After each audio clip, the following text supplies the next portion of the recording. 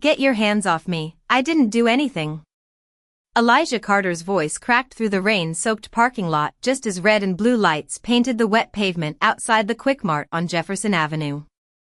A crowd had already formed beneath the gas station canopy, people clutching coffee cups and phones, watching from a safe distance while Officer Ryan Briggs forced the 17-year-old onto the cold concrete beside the curb. Rainwater streamed down Elijah's dark hoodie and pooled beneath his cheek as he struggled to breathe steadily. "Stop moving," Briggs barked, one gloved hand pressing firmly between Elijah's shoulder blades while his radio hissed against his chest. "You ran from us." "I was trying to get home," Elijah said, his voice shaking now, not from fear alone but from exhaustion. His backpack had split open near the gutter, spilling notebooks, a wrench set, and a crushed inhaler box into the rainwater. One of the bystanders quietly whispered, "He's just a kid." But nobody stepped forward. Nobody ever did when patrol lights were flashing. Across the street, headlights drifted slowly through the storm while thunder rolled low above the city skyline. Elijah could taste rain and copper at the back of his throat as Briggs grabbed his wrist tighter. "Funny how you people always got an excuse," the officer muttered under his breath.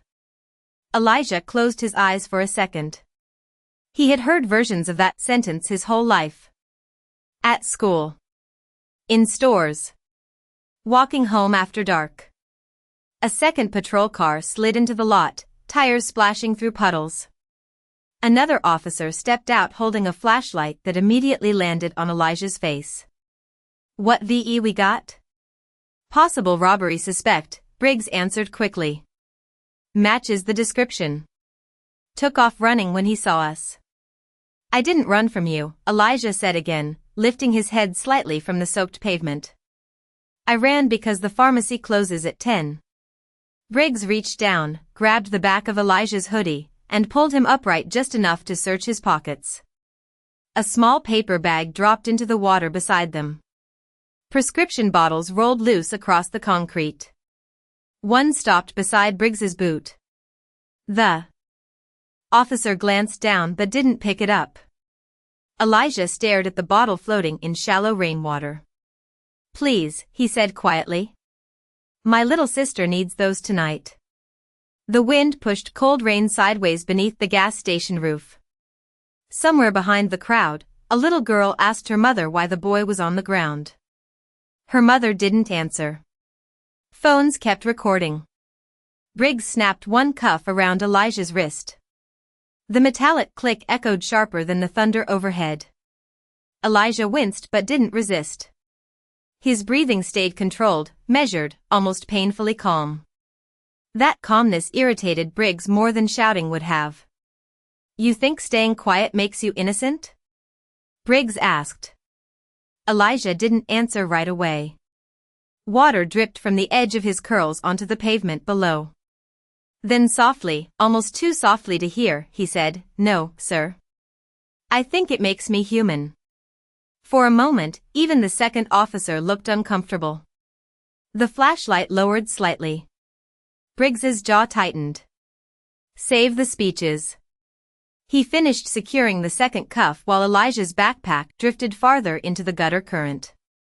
One notebook slid open beneath the rain, revealing grease-smudged sketches of engines and handwritten community college applications soaked through in seconds. Elijah watched silently as the pages dissolved into gray water. Then suddenly, through the storm and flashing patrol lights, another set of headlights appeared at the entrance of the lot. Black SUV. City plates. The entire mood shifted before the vehicle even stopped. Briggs straightened immediately. The second officer lowered his flashlight completely. Rain hammered the roof harder as the SUV door slowly opened and Police Chief Daniel Monroe stepped out into the storm. The rain softened into a steady hiss against the gas station roof as Chief Daniel Monroe stepped out of the black SUV, his polished shoes splashing through shallow puddles beneath the flashing patrol lights. Every officer in the lot straightened instinctively. Radios went quiet. Conversations stopped mid-sentence. Even the crowd under the canopy lowered their phones slightly, sensing the sudden shift in gravity that came whenever Someone important arrived. Monroe's dark overcoat fluttered in the wind as he scanned the scene with tired eyes that looked older than the rest of him. Long nights had carved deep lines into his face over the past year. City Hall pressure. Budget cuts. Rising crime numbers. Endless headlines. But none of that showed in his posture now. He walked toward the curb with measured calm, each step deliberate against the wet pavement. Officer Briggs cleared his throat quickly. "Chief, we have a suspect detained for questioning." Monroe did not answer right away. His attention drifted past Briggs and landed on the teenager kneeling beside the gutter, wrists cuffed behind his back, rain dripping from his curls onto the pavement below. Elijah kept his eyes lowered. The cold had settled deep into his shoulders by now, but he refused to let himself shake. Not in front of all these people. Not again. One of the prescription bottles bumped lightly against the curb as rainwater pushed it back and forth. Monroe noticed it immediately. Then he noticed the backpack floating half open near the storm drain. The soaked notebooks. The grease-stained work gloves. The community college forms dissolving beneath the rain. None of it looked like evidence. It looked like somebody's life spilling into the street. What exactly happened here? Monroe finally asked. Briggs answered quickly, eager now. Dispatch reported a robbery suspect near the alley behind the pharmacy. Male. Black hoodie. Approximately 6 feet tall. We spotted him running. Elijah lifted his head slightly. I was running because the pharmacy was closing, sir. Briggs shot him a glare. Nobody asked you. Monroe's eyes narrowed almost imperceptibly at the interruption. Rain tapped softly against the hood of the SUV behind him while thunder rolled somewhere farther downtown. The second officer shifted uncomfortably beside the patrol car. Did anyone actually witness him committing a crime? Monroe asked. Silence. Briggs hesitated just long enough for the answer to become obvious. No, sir, but he matched the description. Monroe looked back at Elijah again. The teenager's hoodie clung to his frame from the rain, revealing how thin he really was beneath the soaked fabric. 17 maybe. 18 at most. Not hardened. Not dangerous. Just tired. Very tired. Monroe crouched slightly, enough to bring himself closer to eye level. What is your name? Elijah Carter, sir. The chief repeated the name quietly, almost like testing whether he had heard it before. Elijah swallowed hard against the cold air. I work over at Miller's garage during the day, he added carefully. My sister has asthma. I was getting her medicine before the storm got worse. Monroe's gaze drifted toward the prescription bottle near the curb. Albuterol. Child dosage. A long silence settled over the parking lot. The flashing lights reflected across puddles like broken glass while rainwater trickled along the curb between Elijah's knees. Then Monroe noticed something else. Half hidden beneath Elijah's soaked sleeve was a dark silver bracelet scorched black along one edge, the metal warped from extreme heat. The chief froze for the briefest moment.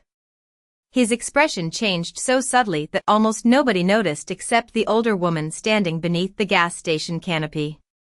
Monroe stared at the bracelet as though it belonged to another lifetime. Another night. Another fire. His breathing slowed. Somewhere deep in the storm cloud of memory, something had just begun to move. Chief Monroe did not move for several long seconds. Rain continued dripping from the edge of his coat while the flashing patrol lights washed red and blue across Elijah's face. The bracelet remained half visible beneath the soaked sleeve, dark silver burned almost black on one side like metal pulled from a fire. Monroe felt the memory before he fully saw it. Heat. Smoke. A collapsing hallway glowing orange beneath emergency lights. Someone shouting through the roar of flames. His chest tightened unexpectedly. Officer Briggs shifted beside him, clearly uncomfortable with the silence stretching across the parking lot. "Chief?" Briggs asked carefully. Monroe blinked once and straightened slowly. "Take the cuffs off him." The words landed harder than the thunder overhead. Briggs stared at him. "Sir?" "Now." Briggs hesitated only a fraction too long before reaching down for the handcuffs. The metallic clicks echoed softly as Elijah's wrists were finally released. Red marks circled his skin where the cold steel had pressed during the rain. Elijah flexed his fingers carefully, trying to bring feeling back into his hands while the crowd under the canopy exchanged confused whispers. The second officer lowered his flashlight completely now. Monroe kept his eyes fixed on the bracelet. "Where did you get that?" Elijah looked down at his wrist, surprised by the question. "This?" His voice remained cautious. "I have had it a long time." "Answer the question, son." Elijah swallowed once. "My father gave it to me before he passed away." The rain softened slightly, turning from heavy drops into a cold mist drifting through the parking lot lights. Monroe's jaw tightened. "Your father was a firefighter?" Elijah nodded slowly. "Marcus Carter." The name hit Monroe like a door suddenly opening somewhere deep in his memory. Marcus Carter. Ladder Company 23. Calm under pressure. Always first through the smoke. Monroe looked away for a second, staring across the street where headlights blurred through rainwater on the asphalt. He remembered the funeral. Folded flags. Dress uniforms.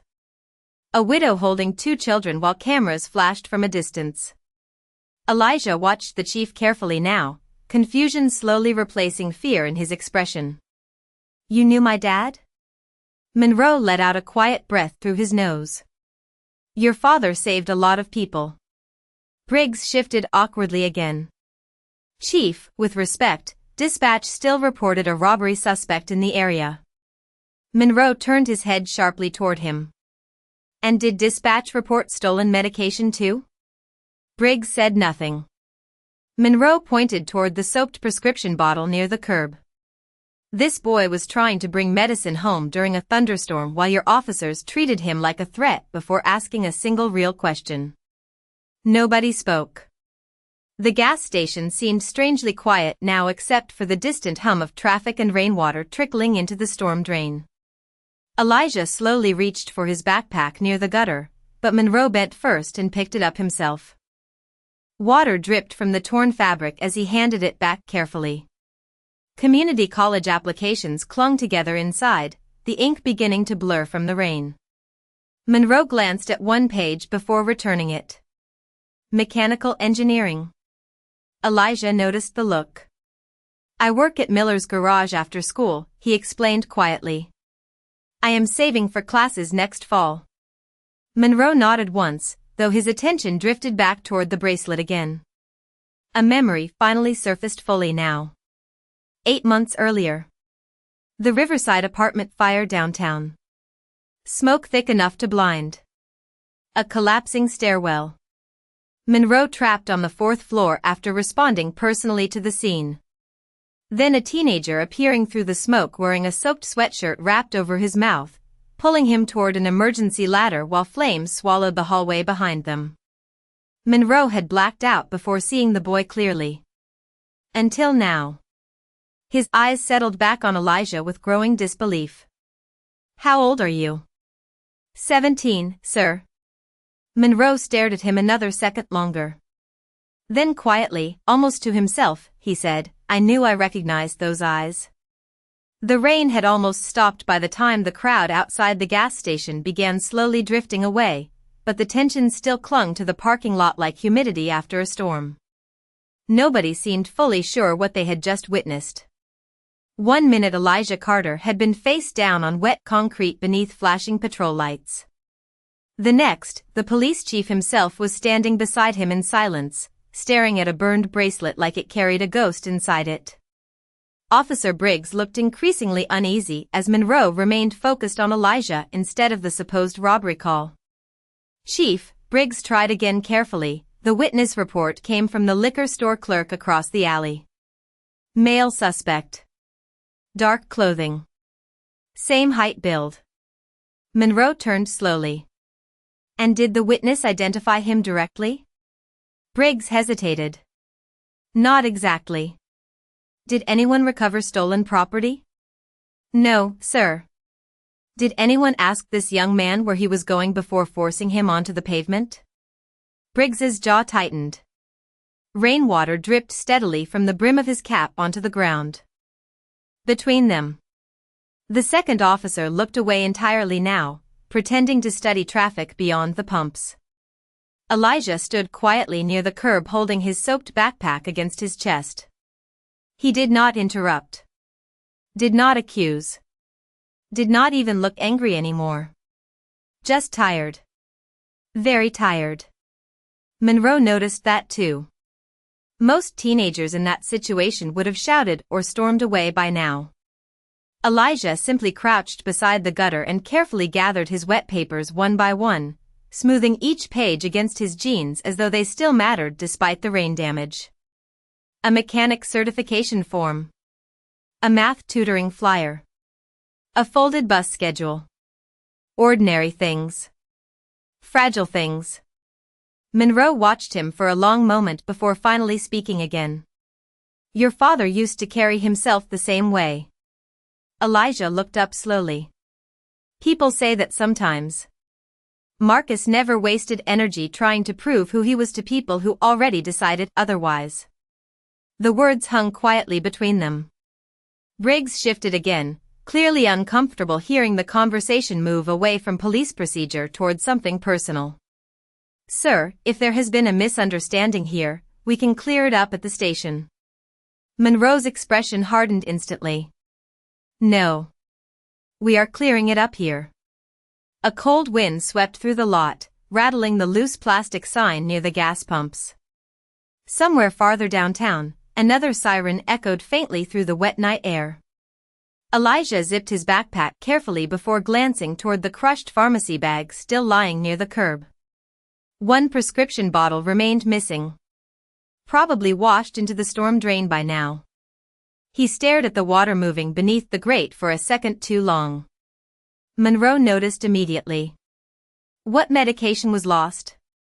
My sister's emergency inhaler, Elijah answered quietly. She had an asthma attack at school yesterday. Monroe's face tightened. How old is she? 9. Briggs finally exhaled sharply through his nose. Look, nobody knew about the medicine. We responded to a call. Elijah nodded softly before Briggs could continue. I know. That answer caught everyone off guard. Even Monroe looked at him differently after that. Elijah adjusted the strap of his soaked backpack against his shoulder. People get nervous when they see somebody running at night, he said quietly. Especially somebody who looks like me. Silence settled over the parking lot again. Heavy. Uncomfortable. Honest. Briggs opened his mouth like he wanted to argue but found nothing to say. Monroe looked at Elijah for another long moment before speaking in a lower voice. You saved my life 8 months ago. Elijah blinked, genuinely surprised now. I did not know it was you. Monroe let out a quiet breath. Most people in that fire ran away from the building. Rainwater dripped steadily from the edge of the gas station roof beside them. You ran into it. Elijah lowered his eyes again, almost embarrassed by the attention. There were people trapped upstairs. Monroe nodded slowly, the memory still clear now. Smoke thick enough to blind. Concrete cracking above him. A teenager refusing to leave until everyone else reached the ladder first. The chief studied Elijah carefully beneath the parking lot lights. Then softly, with a weight that silenced every officer nearby, he said, and tonight my department put that same young man in handcuffs for carrying medicine home to his little sister. The parking lot felt smaller now, as if the storm itself had leaned closer to hear what would happen next. Officer Briggs stood stiffly beneath the flashing patrol lights while rainwater dripped from the edge of his sleeves onto the pavement below. Around him, the energy had completely changed. The confidence he carried when Elijah was face down on the ground had vanished somewhere between the burned bracelet and the words "Your department put that same young man in handcuffs."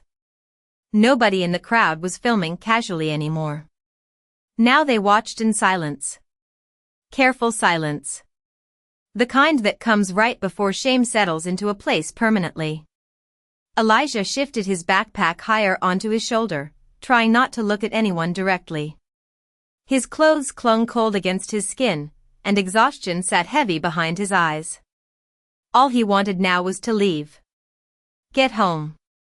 Make sure his little sister could breathe through the night. But Monroe was still, looking at him with the expression of a man trying to understand how he had almost missed something important. "What is your sister's name?" the chief asked quietly. "Ariana." "She is alone right now?" Elijah shook his head. "Neighbor is watching her until I get back." Monroe nodded once. "And you walked here?" "Bus stopped running because of the storm." A long pause followed. Briggs finally spoke again, his tone defensive now. "Chief, we made a judgment call based on the situation we were given." Monroe turned toward him slowly. "A judgment call." The words were calm, but something beneath them carried weight sharp enough to cut through the rain. Briggs straightened instinctively. "You saw a black teenager running in the rain and decided he belonged on the ground before you knew his name." Briggs opened his mouth but stopped. Monroe stepped closer, lowering his voice. "You know what the problem is, Ryan?" The officer swallowed hard. "You stopped seeing people. You started seeing assumptions." The second officer stared at the pavement, clearly wishing he could disappear into the storm entirely. Nearby, the older woman beneath the gas station canopy folded her arms tightly across her chest. "That boy said he was trying to get medicine home," she muttered softly, mostly to herself. Nobody listened. Elijah glanced toward her briefly but said nothing. Monroe noticed that too. No bitterness. No anger. Just restraint. The chief looked back toward the curb where the missing inhaler had disappeared beneath the storm drain. Without a word, he removed a flashlight from his coat pocket and crouched near the grate himself. Rainwater rushed beneath the metal bars carrying wrappers, leaves, and oil slicks through the narrow channel. After a moment, Monroe spotted the small blue inhaler lodged against the side wall just below reach. He stared at it silently for a second before standing again. "Briggs." "Sir?" "Call 24-hour pharmacy dispatch. Tell them I need an emergency refill prepared immediately." Briggs blinked. "Right now?" Monroe's expression hardened again. "Does asthma wait until morning?" "No, sir." Briggs hurried toward his patrol car without another word. Elijah looked genuinely startled now. "Chief, you do not have to do that." Monroe faced him fully. "Yes. I do." Rain drifted softly through the parking lot lights while distant thunder rolled farther away now, moving east beyond the city skyline. Monroe studied Elijah carefully before speaking again. 8 months ago, when that apartment building was collapsing, you carried an unconscious officer down 4 flights of smoke-filled stairs. Elijah lowered his eyes.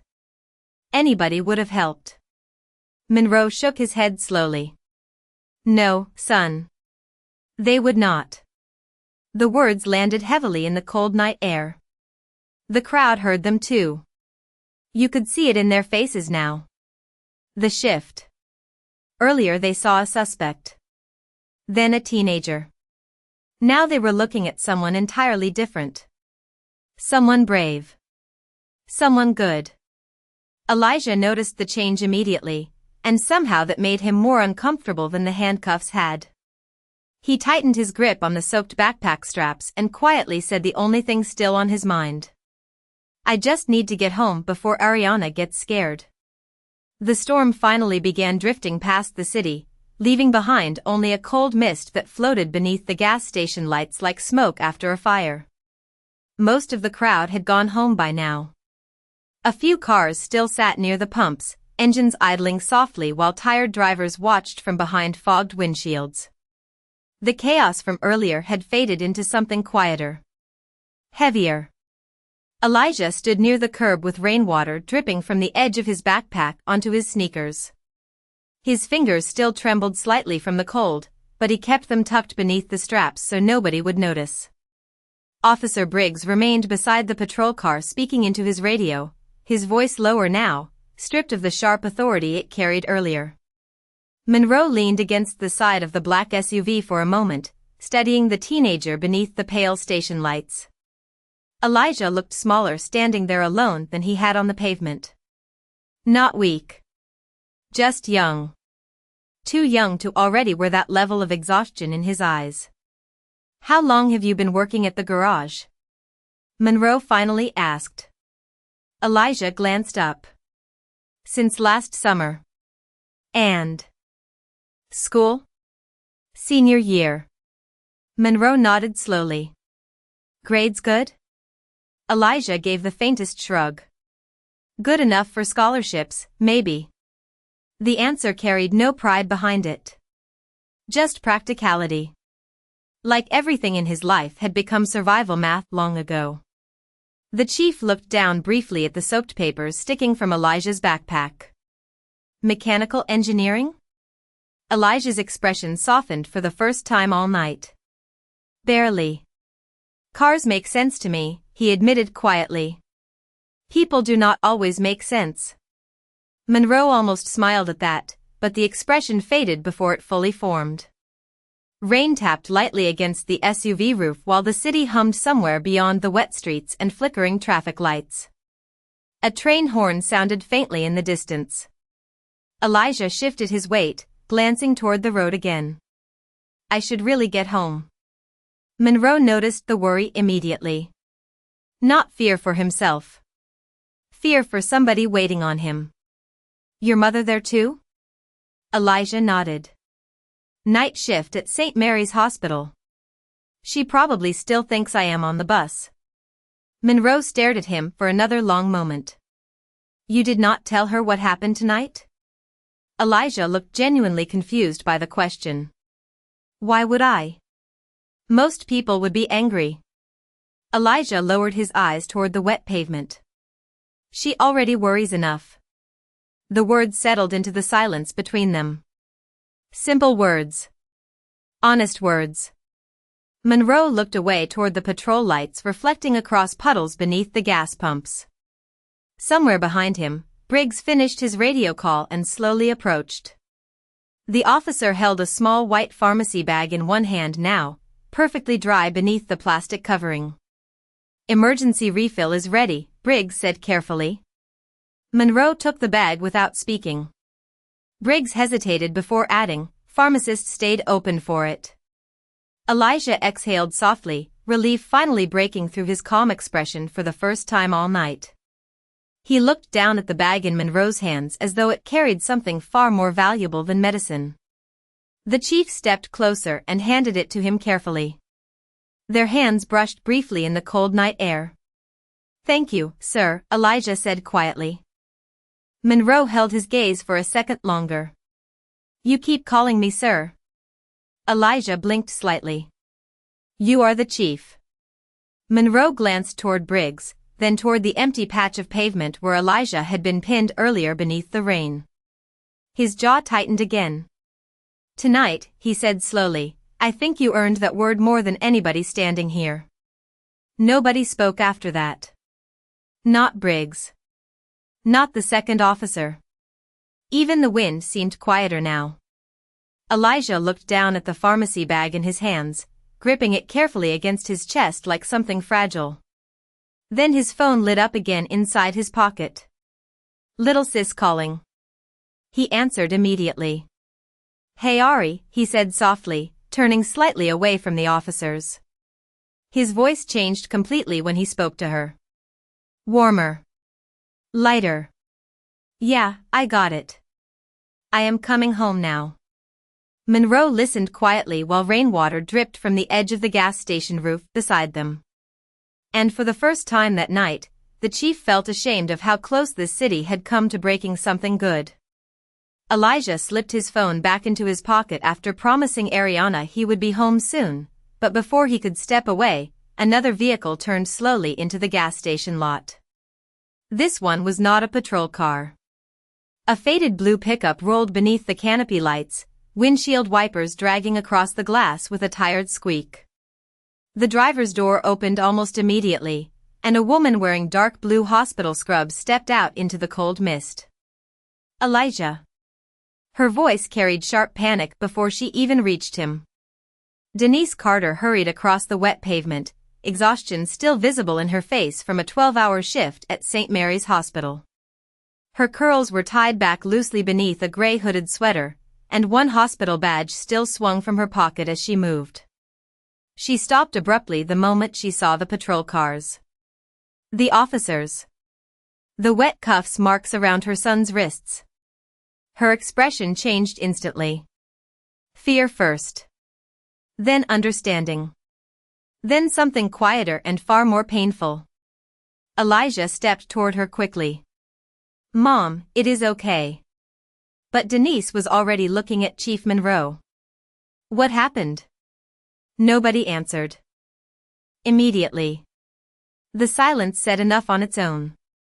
Denise's eyes drifted toward Officer Briggs standing near the patrol car, then back toward Elijah's soaked hoodie and muddy jeans. She closed her eyes briefly like someone trying very hard not to lose composure in public. I told you to call me if the buses stopped, she whispered to Elijah. I know, he answered softly. I just did not want you leaving work. Monroe watched the exchange quietly, guilt settling heavier in his chest with every passing second. Denise finally looked toward him directly. Chief Monroe. Her tone carried respect, but not warmth. Monroe nodded once.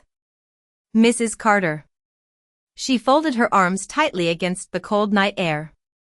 My son was trying to bring home medicine for his sister. Monroe lowered his gaze briefly. I am aware. Denise looked around the parking lot at the lingering bystanders, the flashing lights, the officers avoiding eye contact.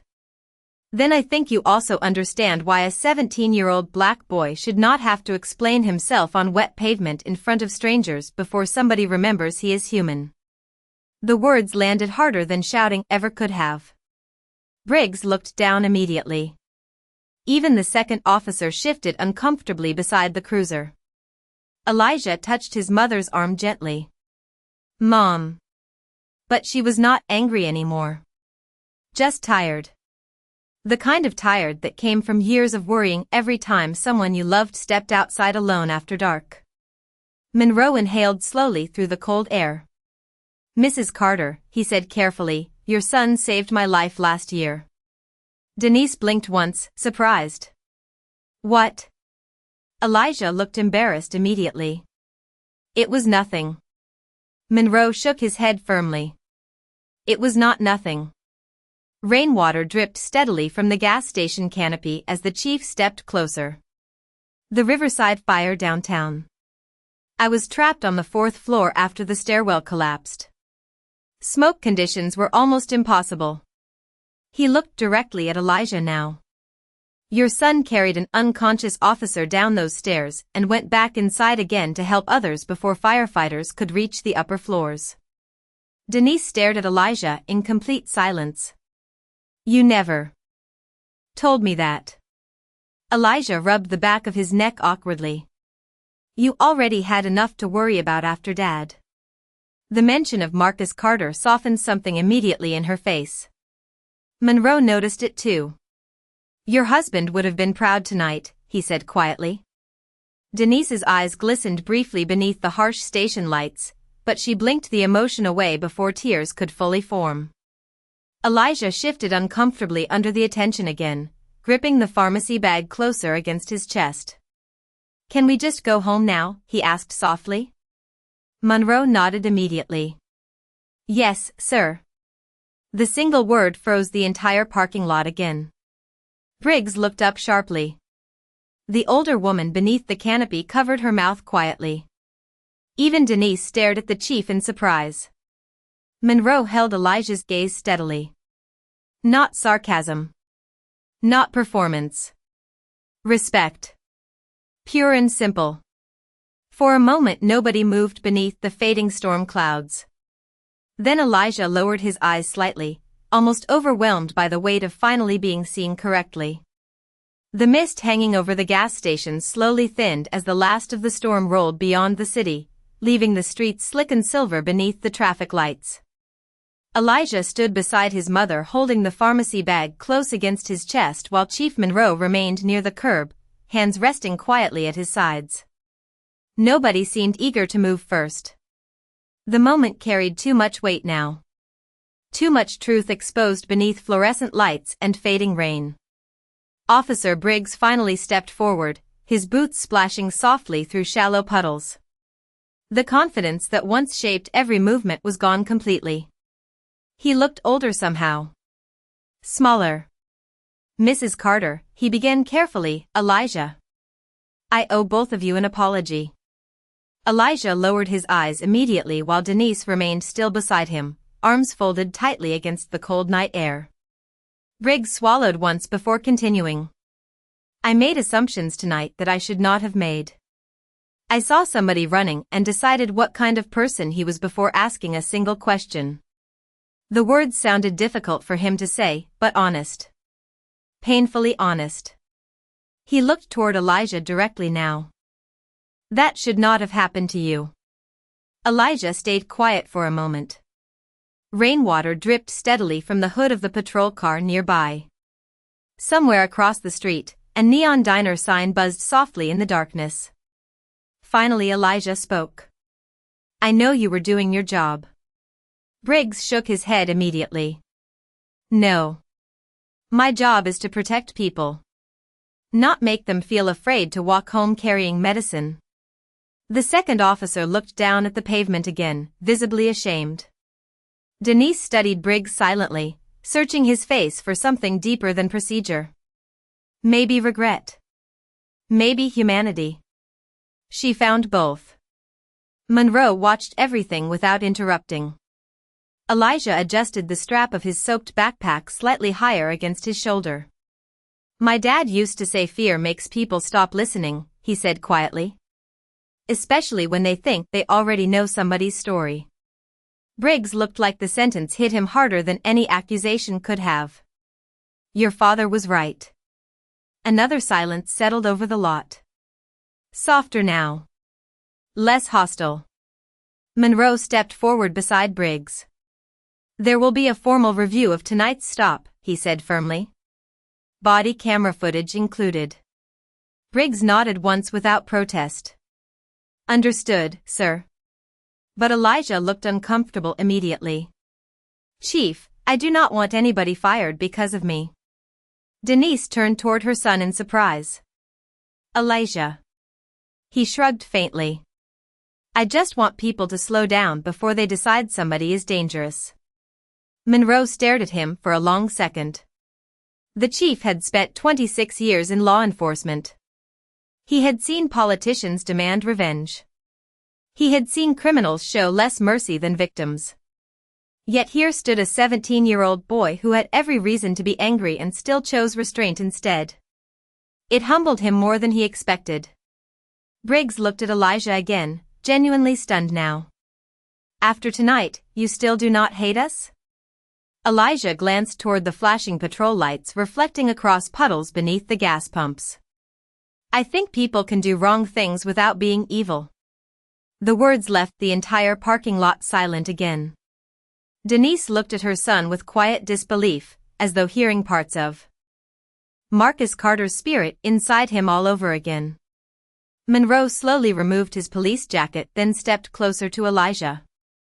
Without ceremony, he draped the heavy coat across the teenager's shoulders against the cold night air. Elijah blinked in surprise. Chief, I am okay. Humor an old man, Monroe answered softly. The coat hung slightly too large on Elijah, the police badge glinting faintly beneath the gas station lights. For a brief moment, the image seemed to stop everyone cold. A black teenager standing in borrowed police colors after nearly being mistaken for a criminal by the same system now trying desperately to correct itself. Briggs looked away first, unable to hold the weight of it. Monroe reached into his pocket, pulled out a business card, and handed it carefully to Elijah. "When you apply for engineering school," he said, "you call me first." Elijah stared down at the card in silence. "Why?" Monroe's tired eyes softened slightly. "Because this city almost forgot what kind of young man you are tonight." He paused briefly. "I do not intend to let that happen again." By the time Elijah and his mother finally pulled away from the gas station, the storm had disappeared completely beyond the city skyline. The streets glistened beneath rows of orange streetlights, reflections stretching across the wet asphalt like rivers of gold. Inside Denise's old pickup truck, the heater rattled softly against the dashboard while warm air slowly pushed away the cold that had settled deep into Elijah's bones. Neither of them spoke much during the drive home.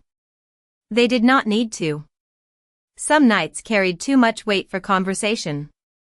Elijah sat quietly in the passenger seat with Chief Monroe's heavy police jacket folded across his lap and the pharmacy bag resting safely beneath one hand.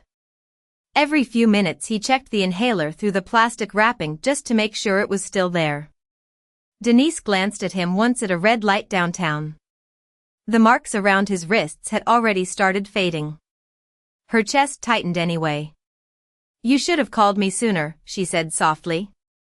Elijah stared out the window at rainwater sliding across storefront glass. "I know. I would have come. I know that too." The truck rolled through a quiet neighborhood lined with aging apartment buildings and flickering porch lights. Somewhere nearby, a dog barked once before the street fell silent again. Denise finally reached over and squeezed Elijah's hand briefly against the center console. "Your father used to look at people the same way you do." Elijah frowned slightly. "What way?" "Like they might still become better than the worst thing they did." He lowered his eyes after that, thoughtful beneath the passing streetlights. When they finally pulled into the apartment complex parking lot, a small figure was already waiting near the stairwell entrance wrapped in a pink blanket 2 sizes too big. Ariana. The second she spotted the truck, she ran across the wet pavement barefoot despite Denise calling after her to slow down. Elijah barely had time to step out before his little sister threw her arms around him tightly. "You took forever," she mumbled against his hoodie. Elijah laughed softly for the first time all night. Real laughter. Quiet but genuine. "Sorry, Peanut." Ariana pulled back just enough to see the police jacket folded over his arm. Her eyes widened immediately. "Whoa. Did you become a cop?" Denise almost smiled despite everything. Elijah shook his head gently. "No. Somebody just forgot they needed this more than I did." Upstairs, the apartment smelled faintly of laundry detergent and tomato soup. Small things. Familiar things. Safe things. Ariana took her inhaler immediately while Denise disappeared into the kitchen to heat water for tea. Elijah stood alone for a moment near the living room window overlooking the parking lot below. The city lights shimmered in the puddles outside while distant sirens hummed somewhere far away now. He slipped Monroe's business card from his pocket and stared at it quietly beneath the dim apartment light. Chief Daniel Monroe. Personal line written in blue ink beneath the printed number. Elijah turned the card over once before sliding it carefully into his wallet beside an old photo of Marcus Carter wearing firefighter gear and smiling beside Ladder Company 23. A soft knock interrupted the silence downstairs nearly 20 minutes later. Denise opened the apartment door cautiously. Chief Monroe stood there alone in plain clothes now, holding a small cardboard box beneath one arm. "Sorry to bother you this late," he said quietly. Denise stepped aside without speaking. Monroe entered slowly, glancing around the modest apartment with tired eyes. Family photos lined the shelves beside second-hand textbooks and engine parts spread neatly across the kitchen table.